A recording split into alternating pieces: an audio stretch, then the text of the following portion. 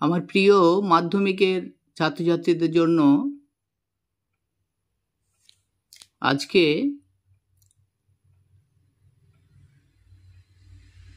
একটা বাংলা ক্লাস নিয়ে আসলাম।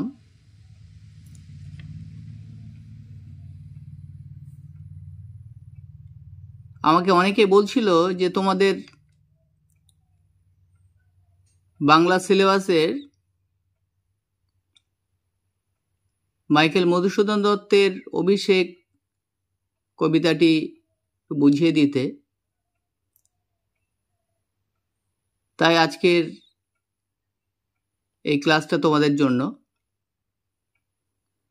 তোমরা ভালো করে ক্লাসটা ফলো করো, ভিডিওটা প্রথম থেকে শেষ পর্যন্ত দেখবে, তাহলে বুঝতে পারবে। কারণ মাইকেল মধুসূদন দত্তের লেখা অভিষেক কবিতা অনেকের কাছে কঠিন লাগতে পারে, কঠিন বলে মনে হতে পারে, তাই সেই বিষয়টাকে সহজ করে দেওয়ার জন্য আজকে এই কবিতাটা আমি বোঝাচ্ছি। ক্লাসটা পুরোটা ফলো করবে। আর এটা সম্ভবত দুটো পার্টে আমি আনবো। পুরো কবিতাটা বোঝাতে গেলে একটা পার্টে ভিডিওটা অনেক লং হয়ে যাবে। আর মাইকেল মধুসূদন দত্ত সম্পর্কে বলতেই তো অনেক সময় লেগে যাবে, কিন্তু শর্টে আমি যতটা সম্ভব মাইকেলের জীবনীটা তোমাদের সামনে একটু তুলে ধরেছি,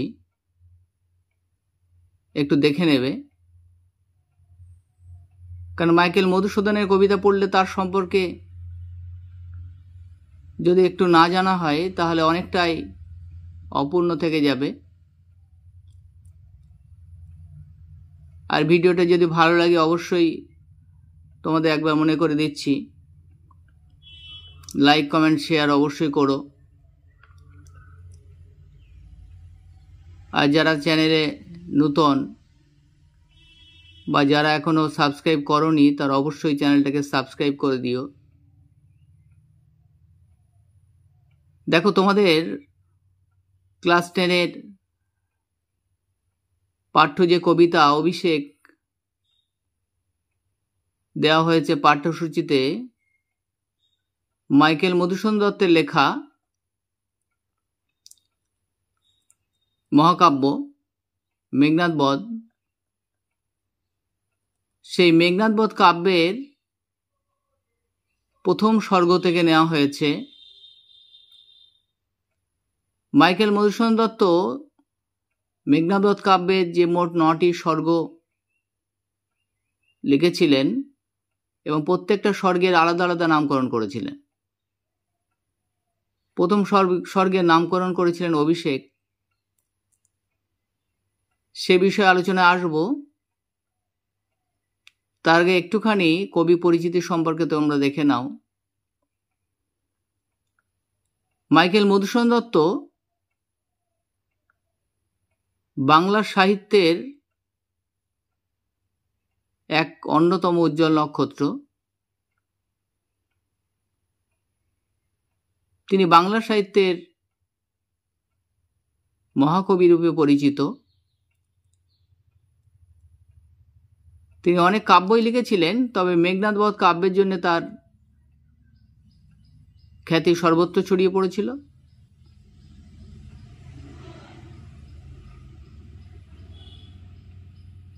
আর তার অনন্য সৃষ্টি হলো অমৃতাক্ষর ছন্দ। বাংলা ভাষায় তিনি যে অমৃতাক্ষর ছন্দ বা চতুর্দশপদী কবিতাবলীর উদ্ভাবন করেছিলেন, সেটা এক কথায় বিরল দৃষ্টান্ত। মধুসূদনের পক্ষে সম্ভব হয়েছিল এটা। দেখো, মধুসূদন দত্ত 1825 সালের 25শে জানুয়ারি জন্মগ্রহণ করেছিলেন বর্তমানে বাংলাদেশের যশোর জেলার সাগরদাড়ি গ্রামে। পিতা ছিলেন রাজনারায়ণ দত্ত কলকাতার সদর দেওয়ানি আদালতের একজন উকিল ছিলেন। অর্থাৎ মধুসূদনের আর মা ছিলেন জাহ্নবী দেবী, তিনিও খুব একজন খ্যাতনামা একজন ছিলেন, মহিলা ছিলেন, বিদুষী রমণী ছিলেন এবং জমিদারের কন্যা ছিলেন। তাহলে আমরা দেখতে পাচ্ছি মধুসূদনের বংশ গৌরব অনেকটাই উজ্জ্বল এবং তিনি সম্ভ্রান্ত পরিবারে জন্মগ্রহণ করেছিলেন। তার শিক্ষা, তিনি 1833 খ্রিস্টাব্দে হিন্দু কলেজে জুনিয়র বিভাগে ভর্তি হয়েছিলেন। 1841 খ্রিস্টাব্দে জুনিয়র বৃত্তি নিয়ে তিনি সিনিয়র বিভাগে ভর্তি হয়েছিলেন। আর কলেজে পড়াশোনা করার সময় তিনি কি করেছিলেন, সিনিয়র বিভাগে স্ত্রী শিক্ষা সম্বন্ধে একটা কবিতা লিখে স্বর্ণপদক পেয়েছিলেন। কিন্তু এরপরেই তার জীবনের একটা পরিবর্তন, একটা মোড় ঘুরে যায়। তিনি খ্রিস্ট ধর্মের প্রতি আকৃষ্ট হয়ে পড়েন এবং তিনি খ্রিস্টান ধর্ম গ্রহণ করেন 1843 খ্রিস্টাব্দের 9 ফেব্রুয়ারি। ফলে কি হলো, তার পিতা ছিলেন সম্ভ্রান্ত, স্বনামধন্য ছিলেন তখন রাজনারায়ণ দত্ত, উকিল ছিলেন। তাই তিনি মধুসূদনের খ্রিস্ট ধর্ম গ্রহণের কথা শুনে তিনি তাকে ত্যায্যপুত্র করে দিলেন এবং সমস্ত কিছু, তার বিষয় আশয় সম্পত্তি যা ছিল সবকিছু থেকে তিনি মধুসূদনকে বঞ্চিত করলেন। ফলে মধুসূদন ছোটবেলা থেকে বৈভবের সঙ্গে মানুষ হয়েছিলেন, কিন্তু যখন পিতা তাকে সবকিছু থেকে বঞ্চিত করলেন তখন তিনি একটু সমস্যায় পড়লেন। তাকে একটু সমস্যায় পড়তে হলো, কারণ প্রাচুর্যের সঙ্গে মানুষ হয়েছিলেন। তখন কি হলো, মধুসূদনকে তার চাকরির সন্ধান করতে হলো জীবন নির্বাহের জন্যে। তিনি মাদ্রাজে চলে গেলেন চাকরির জন্যে। সেখানে মেল অরফ্যান অ্যাসাইলামে শিক্ষকতার চাকরি নিলেন। 1855 খ্রিস্টাব্দে কলকাতায় ফিরে জুনিয়র পুলিশ ম্যাজিস্ট্রেটের আদালতে চাকরি নেন। অর্থাৎ তাকে জীবন নির্বাহের জন্য চাকরি করতে হলো। তারপরে তিনি সিদ্ধান্ত নেন যে ইংল্যান্ডে যাবেন ব্যারিস্টারি পড়ার জন্য। 1862 খ্রিস্টাব্দে ইংল্যান্ডে গমন করেন, কিন্তু তখন তো তার প্রাচুর্য সেরকম ছিল না। অর্থ সম্পদের টানাটানি, পিতার সমস্ত কিছু থেকে তিনি বঞ্চিত হয়েছেন, তাই অর্থ সংকট ছিল প্রবল। 1864 খ্রিস্টাব্দে বিদ্যাসাগরের কাছে তিনি অর্থ সাহায্য প্রার্থনা করেন। বিদ্যাসাগর মহাশয় অর্থ সাহায্য পাঠিয়েছিলেন মধুসূদনকে।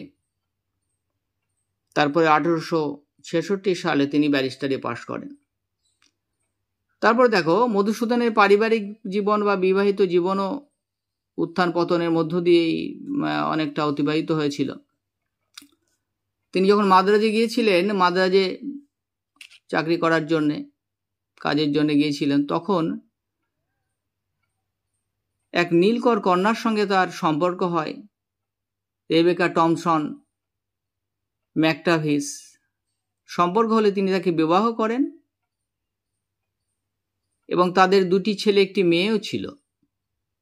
পরবর্তীকালে তাদের সম্পর্ক অতটা মধুর হলো না, বিবাহ বিচ্ছেদ হয়ে গেল। এরপর তিনি হেনরিয়েটা সোফিয়া, সেও বিদেশি কন্যা ছিল, ফরাসি কন্যা, তাকে বিবাহ করেন এবং তাদেরও 3টি সন্তান ছিল। এবং এই হেনরিয়েটা ছিলেন তার জীবনের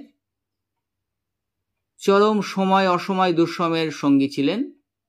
হেনরিয়েটা সব সময় তিনি পাশে ছিলেন মধুসূদনের, তার প্রিয়তমা পত্নী ছিলেন। 1873 খ্রিস্টাব্দে 25শে জুন, দেখো আমি দুটো সাল পাশাপাশি দিয়েছি এখানে একটু বোঝানোর জন্য। 1873 খ্রিস্টাব্দে 25শে জুন মারা গেলেন মধুসূদনের স্ত্রী হেনরিয়েটা মারা গেলেন, আর মধুসূদন মারা গেলেন 1873 খ্রিস্টাব্দে 29শে জুলাই। তাহলে বোঝো, সেই শোক তিনি সহ্য করতে পারেননি, তিনিও মারা গিয়েছিলেন। দেখো আমাদের যে পাঠ্য কবিতাটা অভিষেক, অভিষেক কবিতাটা উৎস দেখো, উৎস নেওয়া হয়েছে মেঘনাদ বধ কাব্যের প্রথম সর্গ অভিষেক থেকে।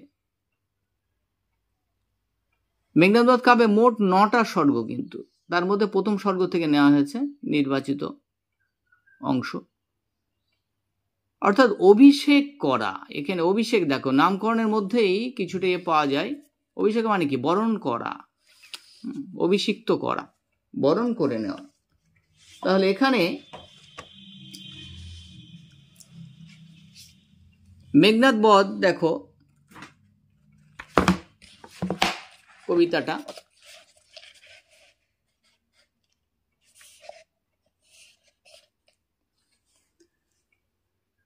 তাহলে মেঘনাদ বধ কাব্যটি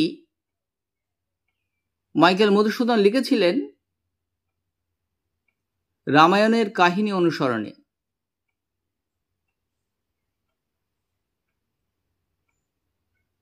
তিনি অনেক শাস্ত্র অধ্যয়ন করে বা পাঠ করে অনেক উপলব্ধির মাধ্যমে তিনি কিছু কিছু কাব্য লিখেছিলেন, সুন্দর সুন্দর কাব্য লিখেছিলেন, এবং একটি নতুনভাবে নতুন আঙ্গিকে অমৃতাক্ষর ছন্দ ব্যবহার করে বা তার নিজের মতো করে তিনি করেছিলেন। এখানেও রামায়ণের কাহিনী পড়ার পরে তিনি তার নিজের মতো করে নিজের আঙ্গিকে মেঘনাদ বধ কাব্য রচনা করেছিলেন। মেঘনাদ বধ কাব্য নাম শুনেই আমরা বুঝতে পারি যে মেঘনাদ বা ইন্দ্রজিতের বধ অর্থাৎ হত্যা করার যে পরিকল্পনা এবং শেষ পর্যন্ত তাকে হত্যা করা, সেটাই হলো এই কাব্যের মূল বিষয়বস্তু। তাকে নিয়েই কিন্তু কাব্য তিনি লিখেছিলেন, কিন্তু একটু অন্য আঙ্গিকে অন্যভাবে তিনি লিখেছেন কাব্যটা। এখানে তিনি মেঘনাদের বীরত্ব, মেঘনাদের শৌর্য এবং তার যে ক্ষমতা, তার উদারতা, তার মানবিকতা, সবকিছুকে তিনি এখানে তুলে ধরেছেন। তিনি মূল কাব্যগ্রন্থের ভিতরে বলেছেন মাই ফেভারিট ইন্দ্রজিৎ। ইন্দ্রজিৎকে তিনি ফেভারিট বলেছেন, তার প্রিয় বলেছেন, এবং তার কারণেই তিনি বারবার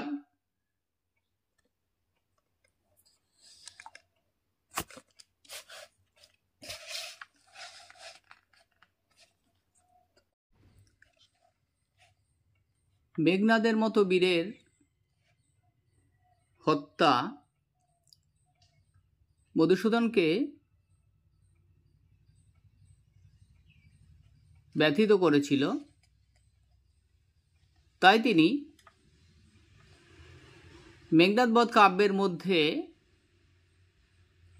সেটাকেই তুলে ধরেছিলেন। আমাদের আলোচ্য অভিষেক কবিতাটি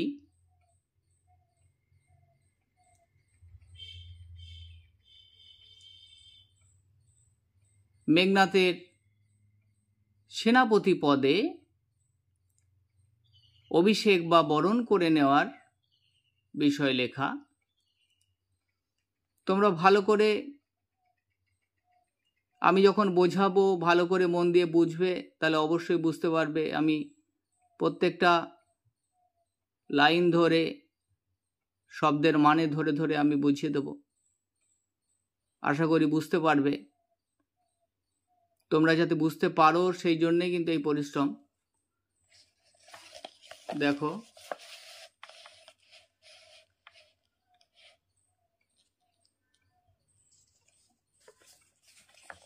কনক আসন ত্যাজি বীরেন্দ্র কেশরী। তাহলে কনক আসন মানে কি?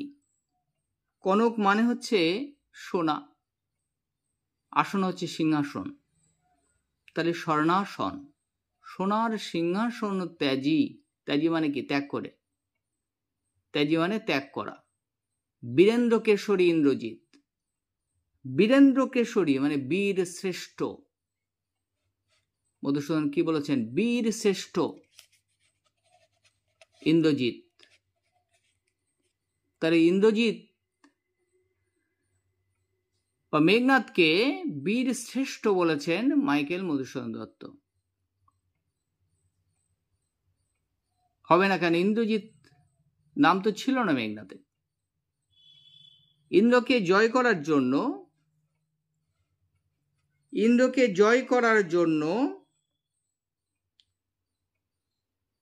ইন্দ্রকে পরাজিত করার জন্য ব্রহ্মা মেঘনাদকে ইন্দ্রজিৎ নাম দিয়েছিলেন। আর জন্মের সময় নাম হয়েছিল, কি নাম ছিল? মেঘনাদ। অর্থাৎ জন্মের পরই মেঘের মতো গর্জন করে কেঁদে উঠেছিলেন, তাই নাম হয়েছিল মেঘনাদ। তাহলে সেই ইন্দ্রজিৎ মেঘনাদ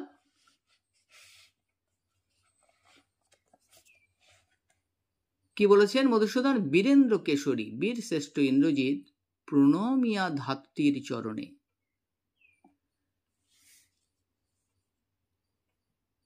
তাহলে দেখো একটা জিনিস এখানে, প্রণমিয়া ধাত্রীর চরণে কহিলা কি হেতু মাত গতি তব আজি এ ভবনে, কহতা লঙ্কার কহ দাসে লঙ্কার কুশল। কি বলেছে এখানে? ইন্দ্রজিৎ মেঘনাদের কাছে ধাত্রী মাতা, মধুসূদনের মায়ের নাম হচ্ছে মন্দোদরী। এখানে ধাত্রী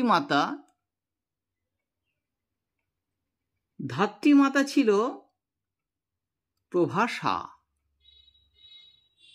সেই প্রভাসা রাক্ষসীর ছদ্মবেশে দেবী লক্ষ্মী এসেছিলেন মেঘনাদকে লঙ্কার অবস্থা পরিস্থিতি বলার জন্য, অর্থাৎ অভিষেক ঘটানোর জন্যই। মধুসূদন মেঘনাদ বধ কাব্য লিখেছিলেন মেঘনাদ বধ মানে হত্যা ঘটানোর জন্যই পরপর যে পদক্ষেপ, এখানে সেই পদক্ষেপের একটি হলো মেঘনাদের সেনাপতি পদে অভিষেক ঘটানো। আর যেটা ঘটানোর জন্য মেঘনাদকে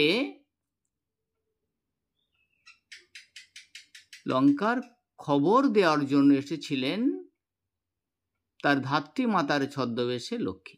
বোঝা গেল? দেখো এবার, তাহলে ইন্দ্রজিৎ জানতো না, ইন্দ্রজিৎ ভেবেছিল তার ধাত্রী মাতা এসেছে তাকে বোঝানোর জন্য। তাই কি বলছে ইন্দ্রজিৎ দেখো, কনক আসন ত্যাজি। কনক সোনার আসনে তিনি বসেছিলেন, কিন্তু ধাত্রী মাতাকে দেখে তিনি আসন ত্যাগ করলেন করে বীরেন্দ্র কেশরী বীর শ্রেষ্ঠ কি বলছে দেখো, মায়ের চরণে। তাহলে কতটা শিষ্টাচার পূর্ণভাবে ইন্দ্রজিৎকে মধুসূদন করেছেন। মাতাকে দেখে ধাত্রী মায়ের চরণে প্রণাম করে কি বলছে, কি হেতু মাত, হেতু মানে কি কারণ, কি কারণে মা, গতি তব আজি এই ভবনে। বলছে এখানে এই ভবনে আমার কাছে তুমি কেন এসেছ, কহ দাসে লঙ্কার কুশল। কহ দাসে, দাস বলতে এখানে সন্তান বা পুত্রকে বলছে, তোমার পুত্র তোমার সন্তানকে বলো লঙ্কার কুশল। কুশল মানে ভালো সংবাদ। বলছে ভালো সংবাদ বলো, কোনো খারাপ সংবাদ আমি শুনতে চাই না, তুমি ভালো সংবাদটা বলো। শিরোচুম্বী, শির মানে কি মাথা, শিরোচুম্বী মাথায় চুমুখে, মাথায় চুম্বন করে ছদ্মবেশী অম্বুরাশি সুতা উত্তরীলা। তাহলে আগেই বলেছি আমি যে ধাত্রী ইন্দ্রজিতের ধাত্রী মাতার ছদ্মবেশে কে এসেছিল, দেবী লক্ষ্মী। অম্বুরাশি সুতা দেবী লক্ষ্মীর আর এক নাম। কেন অম্বুরাশি সুতা? দেখো সমুদ্র মন্থনের সময় সমুদ্র থেকে উঠেছিল, তাই তার এই নাম অম্বুরাশি সুতা উত্তরীলা।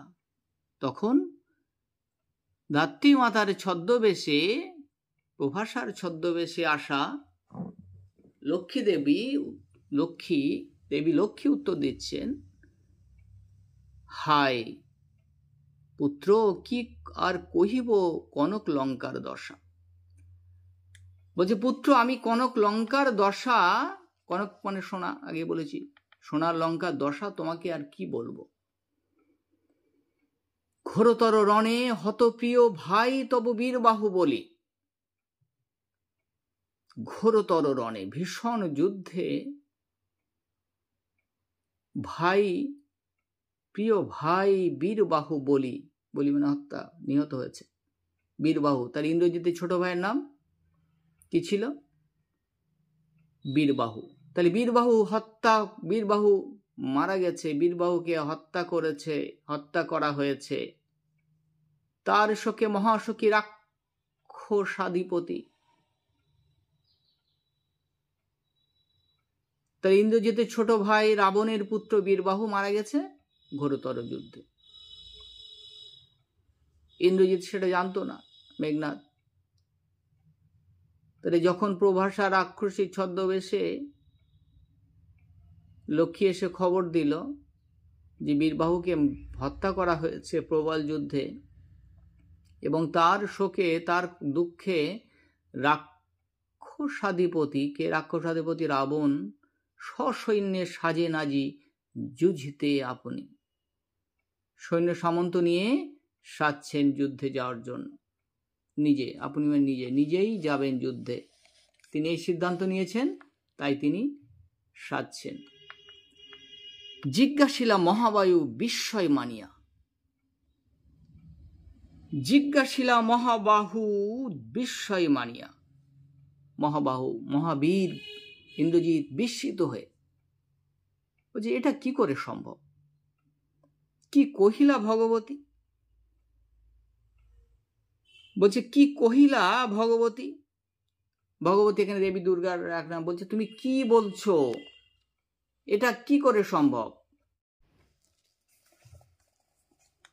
তাহলে কি বলছে দেখো। তাহলে ইন্দ্রজিৎ বিস্মিত হয়ে কি বলছে, কি কহিলা ভগবতী? তাহলে ভগবতী হলো দুর্গার আর এক নাম। এখানে লক্ষ্মীকে বোঝানো হয়েছে। অর্থাৎ ইন্দ্রজিৎ বলছেন তার মাকে বলছেন ভগবতী, কে বধিল কবে প্রিয়ানুজে? কে বধিল মানে কি? বধ করলো, মেরে ফেললো। প্রিয়ানুজে, প্রিয় অনুজ মানে ছোট ভাইকে কে বধ করেছে, কে মেরে ফেলেছে? নিসারণে সংহারিনু আমি রঘুবরে। নিসারণে, রাত্রিকালীন যুদ্ধে। নিসারণ, দেখো প্রত্যেকটা শব্দের মানে দেখো ভালো করে। রাত্রিকালীন যুদ্ধে সংহারিনু আমি রঘুবরে, সংহার করা অর্থাৎ মেরে ফেলা, আমি মেরে ফেলেছি, হত্যা করেছি রঘুবরে। রঘুবর হচ্ছে রামচন্দ্রকে। খণ্ড খণ্ড করিয়া কাটিনু বরশি প্রচণ্ড স্বর বৈরী দলে। খণ্ড খণ্ড করে কেটে ফেলেছি আমি। বরশি মানে কি? নিক্ষেপ করে, বর্ষণ করে। প্রচণ্ড স্বর বৈরী দলে, প্রচণ্ড তীরে বৈরী দলে, শত্রু দলকে আমি কেটে ফেলেছি। তবে এ অদ্ভুত বারতা জননী কোথায় পাইলে তুমি, শীঘ্র কহ দাসে। বলছে, আমি তো রামচন্দ্রকে মেরে ফেলেছি, হত্যা করেছি রাত্রিকালীন যুদ্ধে। শত্রু দলকে সব তীরের আঘাতে খণ্ড খণ্ড করে কেটে ফেলেছি। তবে অদ্ভুত বার্তা তুমি কোথায় পেয়েছো জননী? কোথায় পাইলে তুমি, শীঘ্র কহ দাসে। তুমি তোমার এই পুত্রকে তুমি শীঘ্র সেটা বলো। রত্নাকর রত্নতমা ইন্দিরা সুন্দরী উত্তরীলা। রত্নাকর রত্নতমা, তাই রত্নতমা, সমুদ্র গর্ভে যে রত্নের খনি থাকে সেই রকম। সর্বরত্নের মধ্যে শ্রেষ্ঠ ইন্দিরা সুন্দরী, অর্থাৎ লক্ষ্মীকে উদ্দেশ্য বোঝাচ্ছে। উত্তরীলা, হাই পুত্র মায়াবী মানব সীতাপতি। কি বলেছে? বলছে মানব, মায়াবী মানব সীতাপতি, সীতাপতি রামচন্দ্র, সীতার স্বামী রামচন্দ্র মায়াবী মানব, তব স্বরে মরিয়ে বাঁচিল। তুমি বলছো তাকে হত্যা করেছো, কিন্তু সে মায়াবী, তুমি স্বর মেরেছ, তারপরেও সে বেঁচে গেছে, তোমার স্বরে মরিয়া বাঁচিল। যাও তুমি তরা করি। কি বলছে? তুমি তরা করি, তরা মানে কি? শীঘ্র, শীঘ্র যাও। রক্ষকুল, রক্ষকুল মান এ কাল সমরে রক্ষ চূড়ামণি। বলছে এই কাল সমরে, কাল সমরে হচ্ছে মরণ যুদ্ধ, এই মরণ যুদ্ধে রক্ষ চূড়ামণি। বলছে রক্ষা করো, তুমি রক্ষা করো। চূড়ামণি মানে শিরোমণি, মাথার মুকুট। তুমি, তুমি রত্ন, তুমি রাক্ষস কুলের রত্ন, তুমি এখনই এই মহাযুদ্ধে অংশগ্রহণ করো এবং রাক্ষসকুলকে রক্ষা করো। ছিঁড়িলা কুসুমদার, কুসুম দাম রোষে মহাবলী। তাহলে গলায় যে ফুলের মালা ছিল, রাগে কি করলো? ছিঁড়ে ফেললো ইন্দ্রজিৎ। রোষে মহাবলী, মহাবলী মানে মহান শক্তিশালী বীর মেঘনাদ, ছিঁড়ে ফেললো রাগে। এবার ফেলাইলা কনক বলয় দূরে, দূরে ফেলে দিল। কি ফেলে দিল?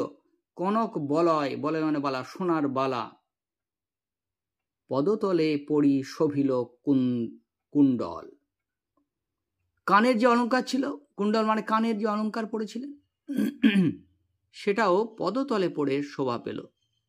কিরকম দেখো? যথা অশোকের ফুল, অশোকের তলে আভাময়। অশোক গাছের ফুল যেমন অশোকের গাছের নিচে পড়ে, তলায় পড়ে কি শোভা বাড়ায়, তেমনই রাগে যখন তার ইন্দ্রজিৎ তার সমস্ত সোনার অলঙ্কার, কানের অলঙ্কার, সোনার বালা সব যখন ছুঁড়ে ফেলে দিচ্ছিল, তখন সেগুলো নিচে পড়ে শোভা পাচ্ছিল। ধিক মোরে কহিলা গম্ভীরে কুমার, হা ধিক মোরে। ধিক মানে ধিক্কার। বলছে আমাকে শত ধিক্কার, এই সংবাদ আমি আগে পাইনি। বৈরী দল বেড়ে স্বর্ণলঙ্কা, বৈরী মানে শত্রু দল, শত্রু, শত্রু দল বলতে এখানে রামচন্দ্রকে বা তার সেনাদলকে বোঝানো হয়েছে। বলছে বৈরী দল বেড়ে স্বর্ণলঙ্কা, হেতা আমি বামা দল মাঝে, আমি সুন্দরী রমণীদের মাঝে এখানে আছি, আর শত্রু দল স্বর্ণলঙ্কাকে ঘিরে ফেলেছে। এ কি সাজে আমারে? বলছে এ তো আমাকে সাজে না। দশাননা তজ আমি ইন্দ্রজিৎ, আমি দশানন রাবণের পুত্র ইন্দ্রজিৎ, আমাকে কি সাজে? যেখানে শত্রুদল লঙ্কাকে ঘিরে রেখেছে, লঙ্কাকে আক্রমণ করছে, আর আমি এখানে বামাদল নারীদের মাঝে আনন্দ করছি, এটা কি আমাদের সাজে? বুঝতে পারছো? তাই ইন্দ্রজিৎ কি বলছেন? রাগে ক্ষোভে এগুলো বলছেন। আনো রথ তরা করি শীঘ্র, তরা মানে শীঘ্র করি, রথ আনো, তা যুদ্ধের রথ। ঘুচাবই অপবাদ বোধি রিপুকুলে, আমার এই অপবাদ আমি ঘুচাবো এখনই। কিভাবে? বোধি রিপুকুলে, রিপু মানে কি? শত্রু, শত্রুদের বধ করে আমি এই অপবাদ এক্ষুনি ঘুচাবো। বলছে রথ আনো।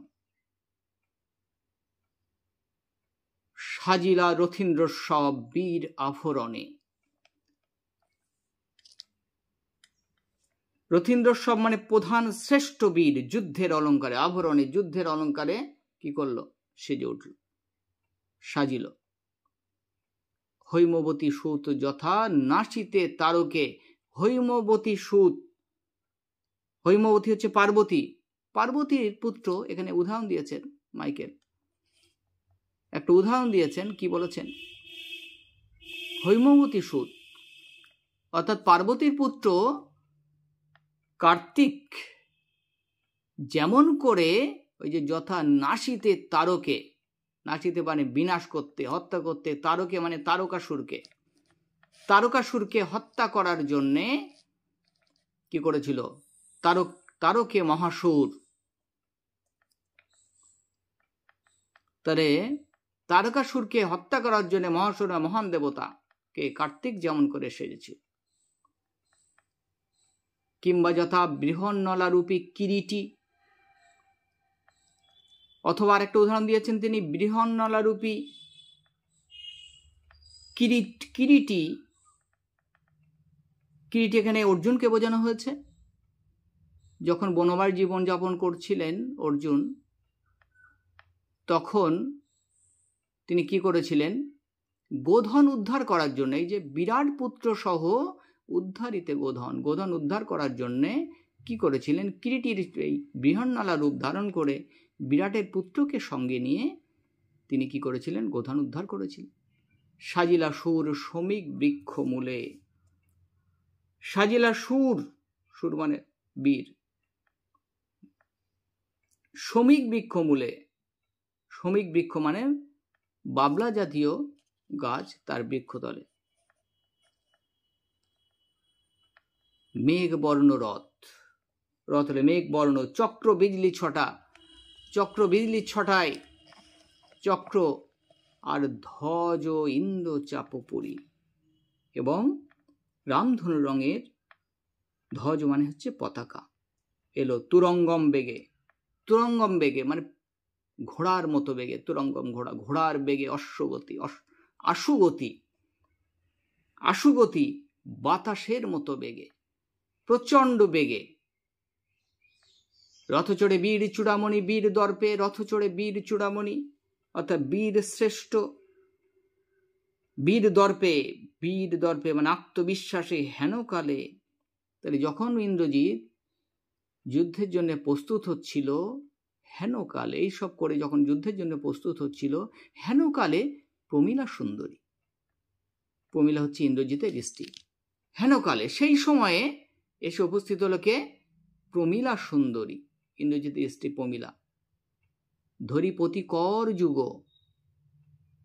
ধরিপতি কর যুগ, কর মানে হাত দুটি ধরে, স্বামীর হাত দুটি ধরে কি বলছে দেখো, বলছে এখানে কর হাত দুটি ধরে কি বলছে? বলছে হেমলতা আলিঙ্গয়ে তরু কুলেশ্বরে। হেমলতা হচ্ছে স্বর্ণলতা। স্বর্ণলতা আমরা সবাই দেখেছি, সোনালী রঙের যে লতাগুলো হয় বড় বড় গাছের উপরে থাকে, সেই গাছগুলোকে অবলম্বন করেই সে বড় হয়। তেমন করে বলছে হেমলতা আলিঙ্গয়ে তরু কুলেশ্বরে, বড় বড় গাছকে, কুলেশ্বর মানে বড় গাছ কে আলিঙ্গন করে যেমন করে স্বর্ণলতা বেড়ে ওঠে, ঠিক তেমন করে কি করেছে? ইন্দ্রজিতের স্ত্রী প্রমীলা এসে তার করযুগ ধরেছে, হাত দুটি ধরে কি বলছে দেখো। কহিলা কাঁদিয়া ধ্বনি, কেঁদে কি বলছে? ধ্বনি মানে সুন্দরী রমণী, এখানে প্রমীলাকে বোঝানো হয়েছে।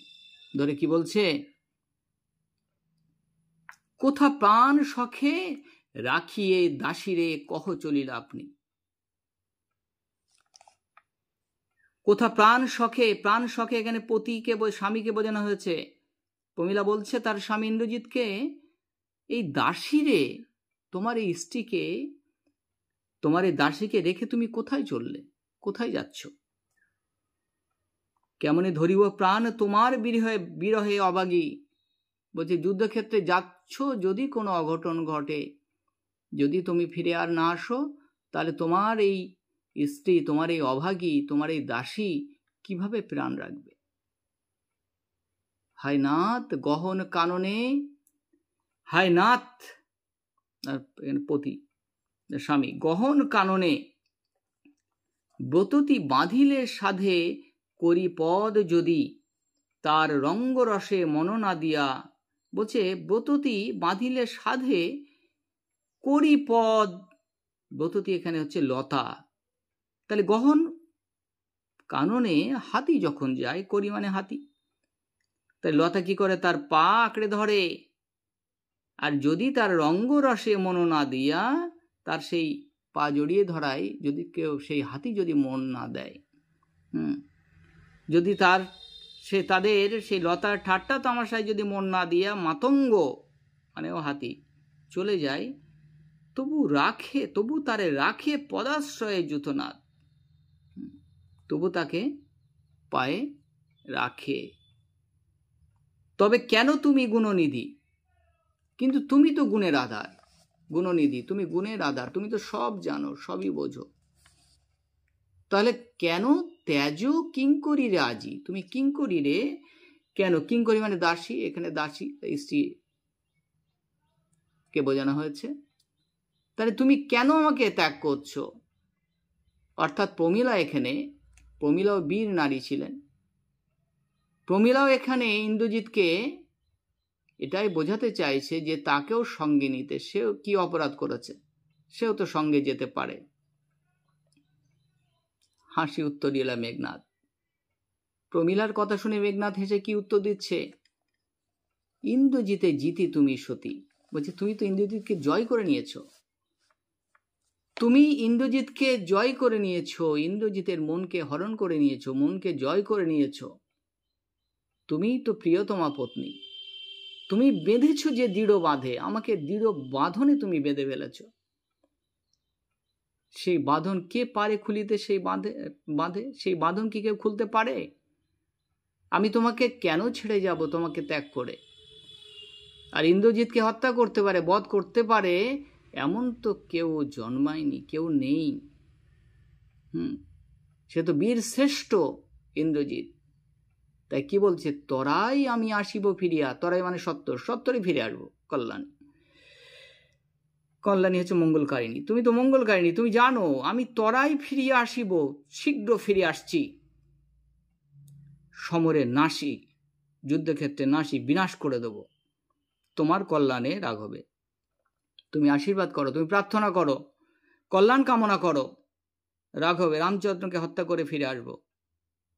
বিদায় দেহ বিধুমুখী, বিদায় এবে দেহ বিধুমুখী, এবার আমারে বিদায় দাও। বিধুমুখী, বিধুমুখী মানে চাঁদের মতো মুখ যার, তাহলে সুন্দর প্রমীলাকে এই কথা বলা হয়েছে। ইন্দ্রজিৎ বলছে তুমি বিদায় দাও, আগের মতো যেমন করে আমি রামচন্দ্রকে নিঃসারণে রাত্রির যুদ্ধে যেমন করে পরাজিত করে আমি হত্যা করেছি, ঠিক তেমন করে আবার তাকে মেরে তাকে হত্যা করে আমি আবার ফিরে আসব। তাহলে এই পর্যন্ত তোমাদের বোঝালাম প্রথম অংশে, এটা ফার্স্ট পার্টে। আশা করি তোমরা বুঝতে পেরেছ, কঠিন কিছুই নেই, যদি কঠিন মনে হয় কঠিন, না হলে সহজ দেখো, তাহলে বিষয়টা তোমরা টোটালি বুঝলে। যে দেখো আমি আরেকটুখানি সংক্ষেপে আমি এই বিষয়টাকে একটু আলোচনা করে দিচ্ছি। তাহলে মূল বিষয় হলো, যখন ইন্দ্রজিৎ তার সখীদের সঙ্গে নিয়ে প্রমোদ উদ্যানে তার স্ত্রী প্রমীলা সহ যখন আনন্দে মেতেছিল, গলায় ছিল ফুলের মালা, তখন প্রভাসা রাক্ষসীর ছদ্মবেশে দেবী লক্ষ্মী এসে উপস্থিত হন সেখানে। তিনি যখন আসেন তখন ইন্দ্রজিৎ তাকে তার মাতা ভেবে, ধাত্রী মাতা অর্থাৎ পালক মাতা ভেবে তাকে প্রণাম করে লঙ্কার কুশল জিজ্ঞাসা করেন। জিজ্ঞাসা করলে কি হয়, তিনি সংবাদ দেন যে প্রবল যুদ্ধে তার ছোট ভাই বীরবাহু মারা গেছে।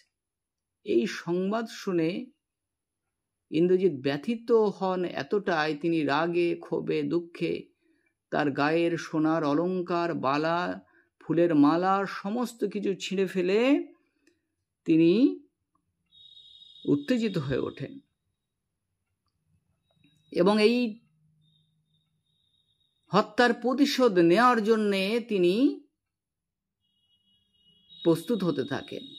এবং যখন তার মা প্রভাসা বলেন যে রাবণ নিজেই যুদ্ধে সাজছেন, তখন ইন্দ্রজিৎ ভাবেন যে ইন্দ্রজিৎ বা মেঘনাদ থাকতে তার পিতা কেন যুদ্ধে যাবেন, তিনি যথেষ্ট রঘুপতির জন্যে। কিন্তু এটা ভেবে আশ্চর্য হন যে তিনি তো রামচন্দ্রকে মেরে ফেলেছেন, হ্যাঁ তিনি রঘুবরকে তো মেরে ফেলেছেন, তারপরেও কি করে সে বাঁচল। প্রভাষা রাক্ষসী ছদ্মবেশ ধারণকারী লক্ষ্মী জানান যে রামচন্দ্র হচ্ছে মায়াবী, তার দ্বারা সমস্ত সম্ভব।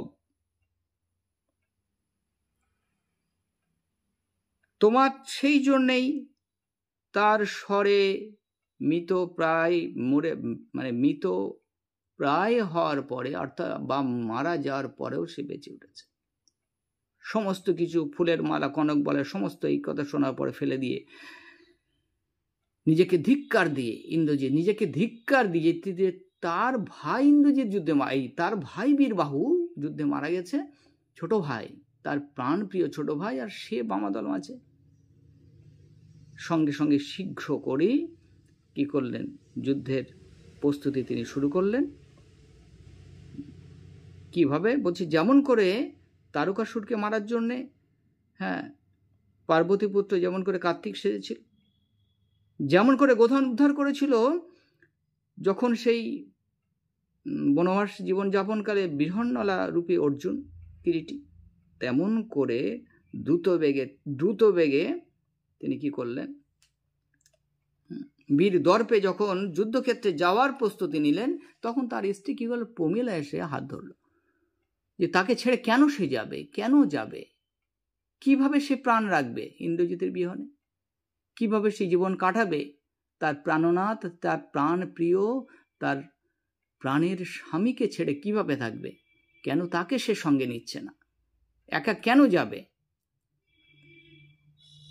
তখন ইন্দ্রজিৎ তাকে সান্ত্বনা দিয়ে কি বলল, হেসে উত্তর দিল যে তুমি তো আমাকে জিতেছ,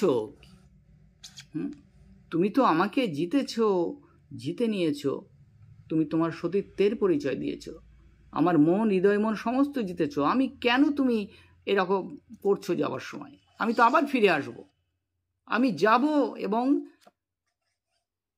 রঘুবর রামচন্দ্রকে রাঘবে কি বলছে বিনাশ করে আমি আবার ফিরে আসব, তুমি হাসি মুখে, তোমার ওই সোনার মুখে, তোমার ওই চাঁদ মুখে আমার হাসি নিয়ে আমাকে তুমি বিদায় দাও।